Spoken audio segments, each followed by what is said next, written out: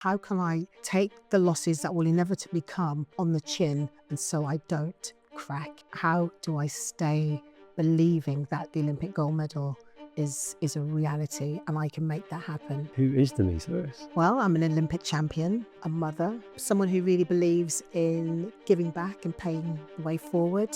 You have talent or you have an ability or you want to achieve something in your life. You cannot do that on your own. There's a visualization element to this as well. I wonder what experience you've had of that with visualization or manifestation. So I just set a new British and Commonwealth record. I think it was the end of June. The games or the heptathlon wasn't due to start until mid-September. I got injured and that's when the power of the mind really came into the fore. Did you have a moment where there was an element of like, what do I do now? Did you flow? No, I didn't flow. I didn't flow. It was, my God, what do I do now?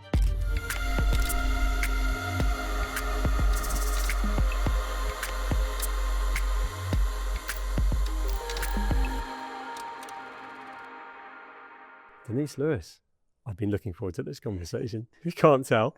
Thank you for joining me. Thanks for having me. Tell me, who is Denise Lewis? Who is she? Well, I'm an Olympic champion. I am a mother.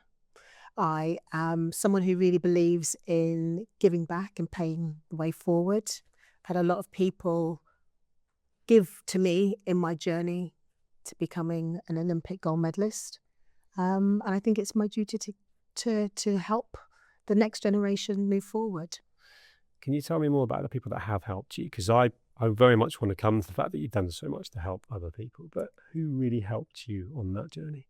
Okay, there have been coaches. There are people that you wouldn't even assume are inspiration, but just because of their engagement or the small things that they say, they've played a part and impacted me just to think differently and to be differently. But I guess one of the greatest sources of inspiration for me has been my mom. I'm an only child from a single parent family, and my mom literally gave me everything she could possibly give.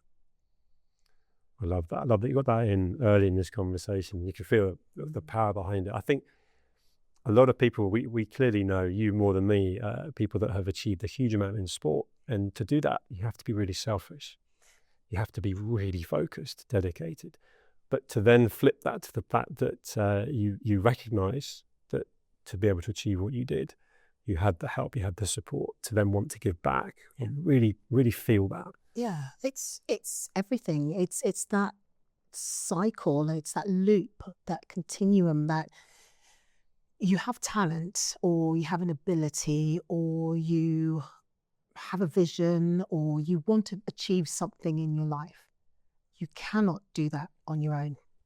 There will be someone that you have to either be, has to be your sounding board. There's someone who you just have to rely on. Yeah. But yeah, ultimately to be the best, and I think we're talking high performance and maybe, in the workplace as well, in business, if you haven't got a drive and you're not prepared to see your vision through, if you, in my instance, you don't eat, sleep and breathe it, it won't go anywhere, because there will be those hands that are guiding you and offering support, giving up their time. But ultimately, when you're standing on that start line, you have to drive it home. That's down to you. That is down to the individual. But just when you referenced your mum there and how important she was, there will be times building up to the moment you're on the start line, and you've always, and we'll come to that, but physically you're formidable. And then the mindset element that goes with that to back yourself. Yeah. But before the start line, there's a voice only one time that could come into your head saying, I can't do this, or she's faster than me, or I'm not going to be able to make it. Did you internalize that any time, or did you reach out for help, or was there an intuition with your mother and maybe a coach that recognized that and worked on your resilience? I would say it was a coach that worked on my resilience, and if I hadn't met Charles Van Comedy, I don't know where I'd be. He was a game changer for me. To have achieved an Olympic bronze medal, in 1996, to have become a Commonwealth gold medalist the first time without him felt different. It felt like I was still learning what it actually takes to compete. I'm not saying there was luck involved in that, but it was just like I hadn't put all the pieces in place to make me more resilient and to think differently about winning and losing. In fact, I didn't actually think about losing, sorry. I didn't actually think about losing. It was all about how do you win and how can you become a better athlete. And so Charles was that person for me. And I would say I met him in 1994, after that Commonwealth Games victory. And we, I'd seen him in action and coaching other people. But it wasn't until after that 1996 Olympic bronze medal where I almost threw it away. I nearly didn't end up on the podium. I knew I needed to make a change, and he was that change. And so that was significant. Yeah, sure. And so for me, it was, how can I become anti-fragile? How can I take the losses that will inevitably come on the chin, and so I don't crack? How do I stay believing that the Olympic gold medal is a reality and I can make that happen? So it's about stripping back, dissecting, and really getting to know yourself as a human being. So that introspection that you need was everything. And he began to tease and ask the questions that I in turn had to find the answers to. I love that. There's a visualization element to this as well. And I want to ask you literally how you've used that at any one time, because you can back yourself and you can train, but then there's an element of actually imagining it and then making sure you have everything you're working towards that is in flow to get to that. And I wonder what experience you've had of that with visualization or manifestation. Yeah, the manifestation. I began to use it more effectively the more I began to trust it. So it's simple things. You're sitting on a bus, you're sitting on a train, and you're reliving movement patterns. You're finding the rhythm of each of those 7 events that I used to do. What is that element that will make me feel my movement? And I could recreate those in my head. And we'd practice a lot of hours, as you can well imagine. And we'd practice things like throwing with my left hand. I'm right hand dominant, but practicing with my left hand, throwing. What does bad feel like? What does uncomfortable feel like? And then flipping that to, okay, good feels like this. And so in your mind, you can create and move pieces around in your mind and then channel what a good performance should look and feel like. Gives you perspective, right? Yeah. Rather than totally. just staying in the higher echelon. You allow, well, not necessarily deliberately, but allowing yourself to experience the bad, Yes. and then that makes the good feel better. And then you've got that. Yeah, you've got that perspective, and that came into play when I got injured ahead of the Sydney Olympics. I'd been Commonwealth. I just set a new British and Commonwealth record. I think it was the end of June. The games or the heptathlon wasn't due to start until mid-September, and I got injured not long after setting a new British record. And that's when the power of the mind really came into the fore. That sense of having to believe that I could get to the start line, but using the tools and that visualization to its utmost effect, really, to keep my body almost in the game. Yes. Even though it was a race against time for my fitness, I needed to keep my mind razor sharp and focus on the things that I could control. It's compelling to hear, isn't it? Because you would have been in phenomenal physical shape. Totally. So anyone looking at you would be like, she's an athlete, but this can go. So your head can go, and the mindset, and you then really focus that because you can. You couldn't actually train, right? So then you can work harder on the mental side. Yeah, and I think I do believe that you can use these tools in life. That it's not just something that's reserved to high performance. But I utilize that skill to its maximum effect, because I had no other distractions. I was an athlete. That's all I wanted to be, and all I did. I think that challenge, I think as I've moved from high performance into various other roles, it's how much do you then use that to just get you through life, really. Yeah. I would call you out as an amazingly positive role model.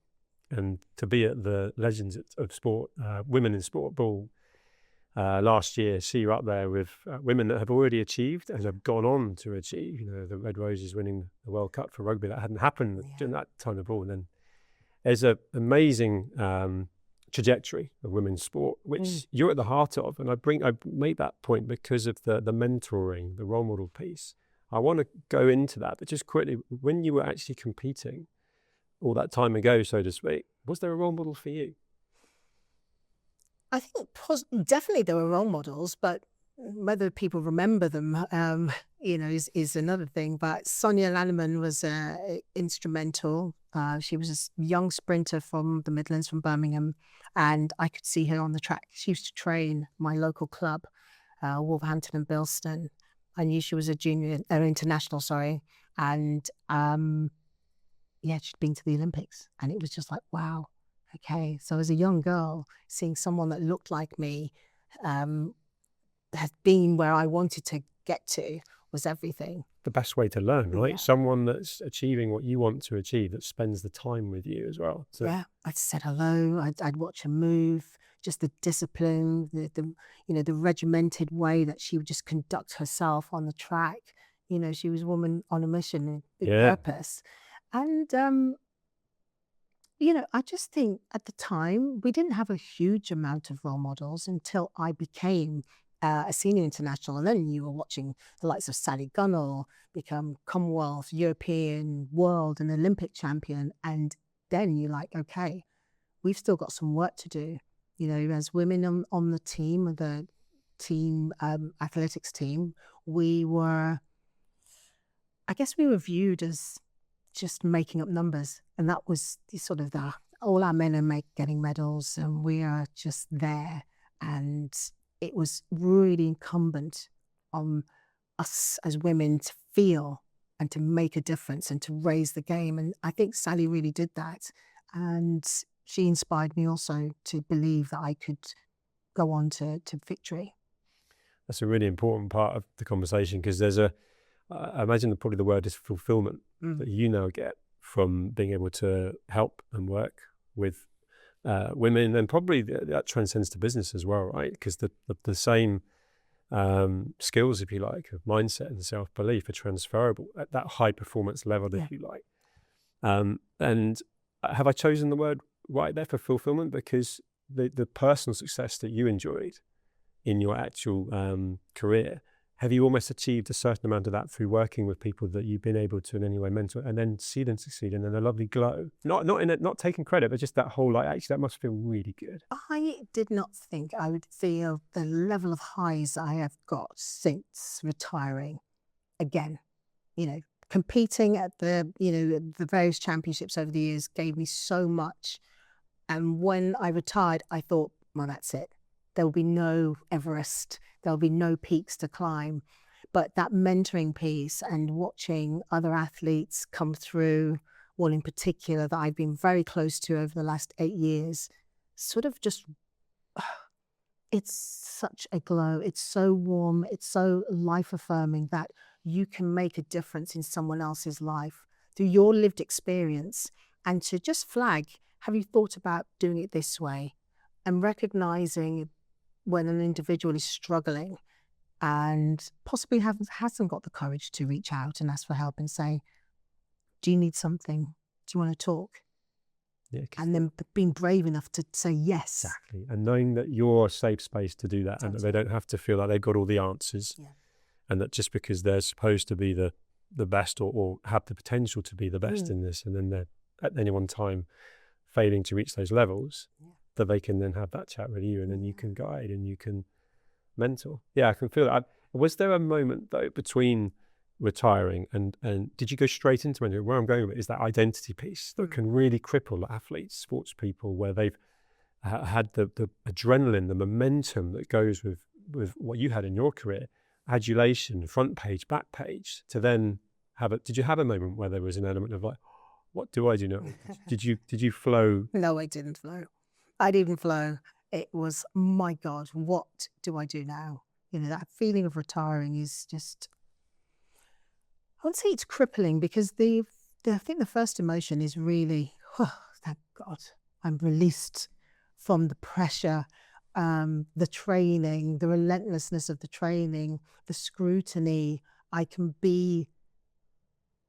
go back to being who I used to be. But the reality is you're not. You are a different person, and there has to be an acceptance and a realization that, okay, things are going to look differently, but I was not prepared for that feeling of loss that weighed very heavily in my soul. My whole identity had been wrapped up in the performance, the performer. And so having to find that again, and we weren't very good at talking and sharing those emotions, those things that, and emotions that you kept very much to yourself and had to sort of work out. And almost, it's not endearing, is it, to feel weak in the era that I grew up in. That's so pull yourself together type of thing. Yeah. And that feeling of resentment that you just aren't prepared for. You thought it was just going to be a natural move on. There was no fanfare. There was no sense of thanks for your years of service. It was just nothing. How long did you stay in that place? Because that's probably dark. dark It's horrible, times. isn't Yeah, it? yeah, totally. Yeah. No, but there's an empowerment around talking about it, because you're fulfilled in so many different ways now and glowing.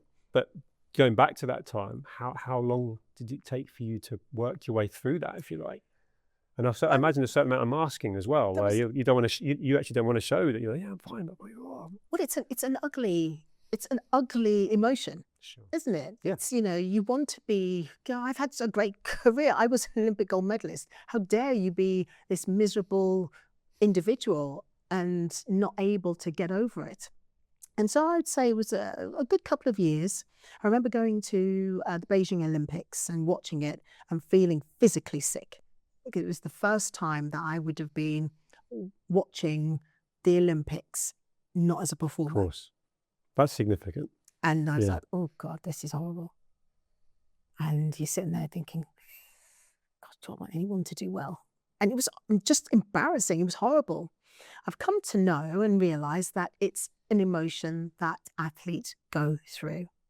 I think we still need to do more to help people with that transition. And it's got better. It has. But back in my time. By sharing it, you're raising the awareness now that people can be prepared for it, dare I say, because it's a horrible feeling and not something you want to spend too much time talking about, if that makes sense. Totally. Then people aren't aware of it, and then they feel like it might just be them. Is this just me thinking this and so on? I think it's really important, therefore, that you do share it. Yeah. And so, having a family and, trying to get on with what you class as real life, normal existence, kind of took my mind off it. But it was that sense of purpose, which is, I had purpose from the age of 8 because I was aiming for something, and I didn't know what my purpose was going to be thereafter, after retiring. No. What is your purpose now? My purpose is to live, and to live in the moment and have fun. It is to continue to assist where I can.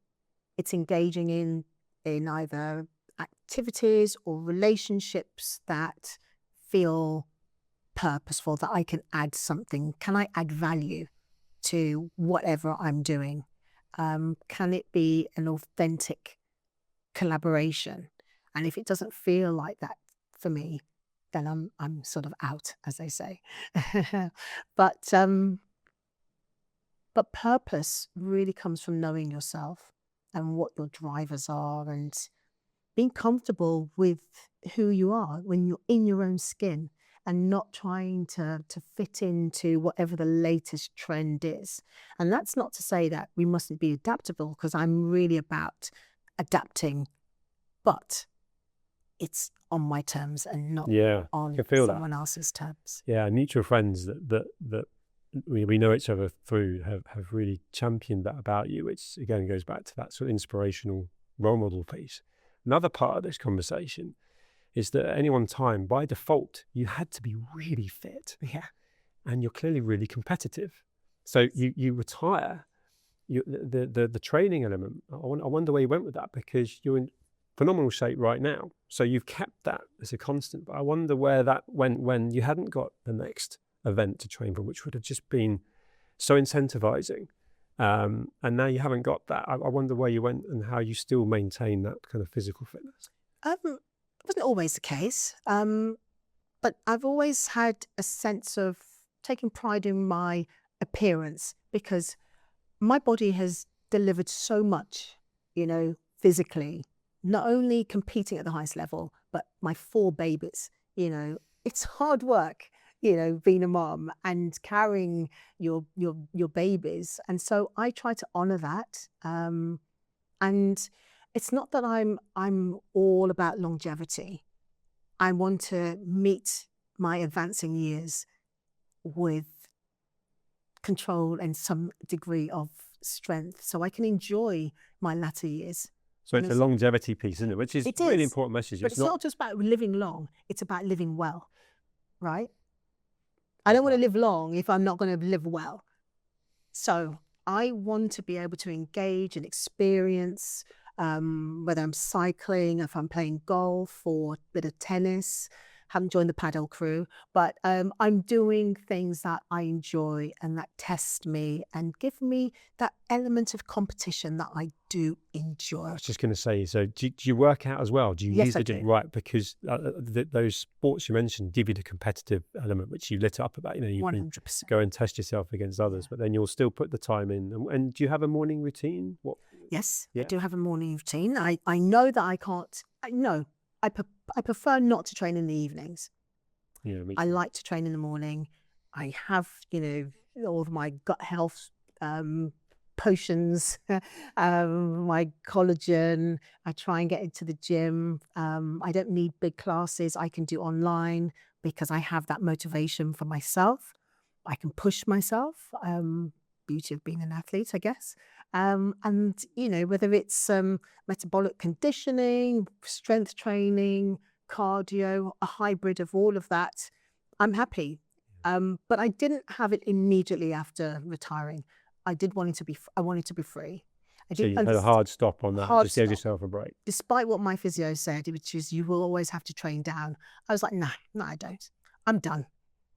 Interesting though, because, and you know this, the physical training element is so good for the mental mindset. So where you went into potentially some dark places, you weren't necessarily getting the stimulation and the filling your lungs with air and the blood pumping that you had been used to keep any negative thoughts. Yeah. So I guess that you probably obviously recognize that, and you certainly do now. I came back to it, and I came back with a different mindset. Yeah, that you train because it feels good when you're doing it. I'm connecting with who I really am. I am a sportswoman. Yeah, an athlete. And I'm an athlete. And it doesn't need to be defined by medals. It's defined by that purpose.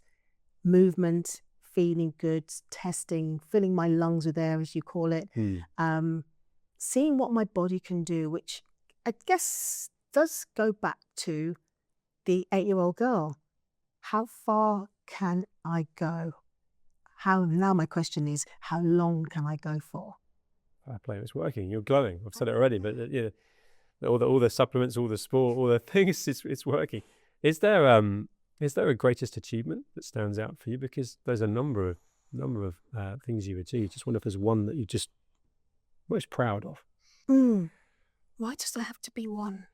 There doesn't. What Because I think if you why limit yourself? I always get these questions. You're always like, there has to be one. No. I had my Olympic victory, and I have to park that. It was amazing. If I start talking about it, you'll see that glow come back. But I was part of the bid team for London 2012. When we won that, I was elated. I was shaking. I was crying. I was like, this is going to be great for our country. And it was. I've been part of the team, the Commonwealth Games team that brought Birmingham 22 to my city, to my region. I held that, at the time, the Queen's baton, handed it on to Prince Charles as he was then. That is an incredible moment for a girl that grew up where society thought that she would not amount to much in with the cards that I guess my mom and I had been dealt. So I look for the light. There is never just one highlight. I went to the White House and met the Obamas. How do you kind of say, okay, there's just one highlight? I've had so many highlights. I've been enriched. I do feel blessed. And I will continue to look for highlights. I get inspired by young people talking about their ambitions. Those things are highlights when you can change people's lives through word, through action, through deed. It's good. It's inspiring. It's enriching. Tingling. Yeah. On that sort of same flow state, success. You've achieved a huge amount of success throughout your career. Sitting here now with all that perspective, maturity, and just all those things you've done, how do you define success? Whew, that's a deep one. I think success for me, how I define it, is living your purpose and achieving, I guess what you set out to do. What you set out to do. And it doesn't necessarily mean winning for me, because I think success is living your truth and living in a way that makes you feel good. It's beautiful. A younger version of Denise, training, ambitious, probably would have had a very different answer, which is fully understandable, but just that's the maturity piece, right? It is. Yeah. And I'm okay with that, because people might think, oh, that's a bit flowery. But, the younger Denise it had to be an Olympic gold medal. And, nothing was going to take me off that course. But I've learnt over the years, and with this mature head, that, riches come in so many different forms. If you're earning a lot of money, what do you do with that? Well, how do you change other people's lives? Because in turn, you feel good. Yeah. Don't you? No, totally. Well, I love the fact that there's such a constant flow through this conversation has been about that mentoring, and you literally started the conversation with giving back. And on that, I touched on the trajectory of just the sort of stratosphere, if you like, of women in sport, and kind of want to flip that back to you on, are you surprised by it? Everyone's clearly so enjoying what's happening, particularly if you're English right now with the Lionesses, the Red Roses, and just how you sit, because you know a lot of these people, both current and the sort of people that have been there, done that are now helping, if you like, in some way. It's taken too long.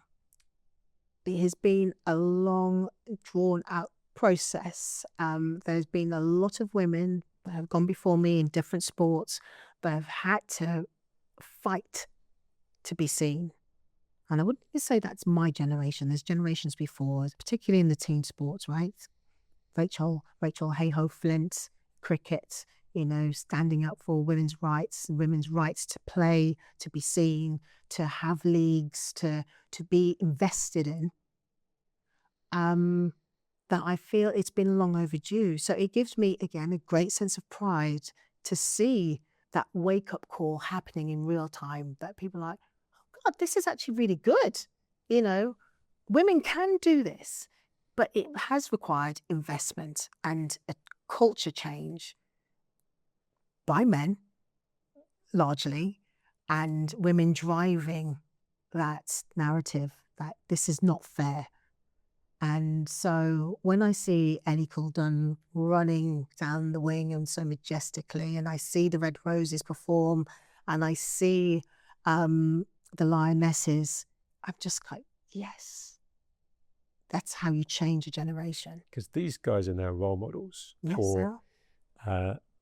girls growing up now, where, dare I say, you can't be what you can't see, if you like. And we weren't talking about women's sport, or it wasn't happening in my circles, and I'm surrounded by people in sport now. And everyone seems to have embraced it as well. So I can't quite understand why there was shackles on it, or any kind of lack of push behind it, because it just seems so obvious that, girls want to play sport, boys want to play sport. Why can you not have both? And I don't know if you've got an answer to that. Probably not an answer people want to hear, but I think people and sponsors are waking up to the fact that it can be monetized.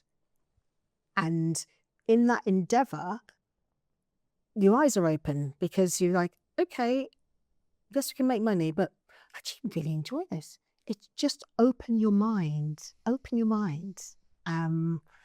And, we're hearing such rich stories from these women that are so much, probably more relatable, I think, to the rest of the population, because it invariably entails, I don't know, call it sacrifice, but having to work against the grain, having to swim upstream, battling, and belief. Yes. And belief. And boy, do we need a lot of that right now. As people, we need that belief. And I think women's sport gives you that you can be 10 years, 5 years almost in the wilderness, and through perseverance and determination, top of the world. Literally. Yeah. I don't want this interview to end, but we're ahead of time. I think that's a beautiful way to leave it, though, because right now, women's sport it's front page, back page news, and there are some brilliant stories that are inspiring future generations, where it doesn't feel like in any way it can subdue or in any way go backwards. It's about getting it right to move it forwards now, and perhaps not necessarily copying how the men's game's gone, and actually being really quite innovative. You're nodding with that. Yeah. No, totally. It is about being innovative and making sure the tier just underneath, or the glamorous stuff that we see, are being nurtured and supported well, and making sure the pipelines to these national teams are catered for and have options. Yeah, because the monetization element, there's nothing to be ashamed of there. Gosh, when Sky got involved in the Premier League, Okay. So it's about managing it, isn't it? It's about making sure that grassroots, if you like, the belief elements, but so there's no elitist side of things created. Yeah, totally. You've got it. And so it is learning from how have we got the men's game into the situation that it's in now. These parachute teams that are going up and down the leagues, rugby, the same. How can we learn and make sure women's sport is sustainable? And that's the challenge going forward. Yeah, great position to be in, though. It is, totally. I will not be negative, because I've longed to see this. I really have longed to see it. Yeah, which goes back to a lovely way probably to round out, where Denise, that's achieved so much individually, now is part of a big movement, if you like, that your face is lighting up, that you're proud to be part of it, and very much at the heart of it as well. I love it. Yeah, I can tell. Do. I really do. Well, I know you're busy, so you've made time to talk with me today. Thank you. Thanks for having me. Thank you.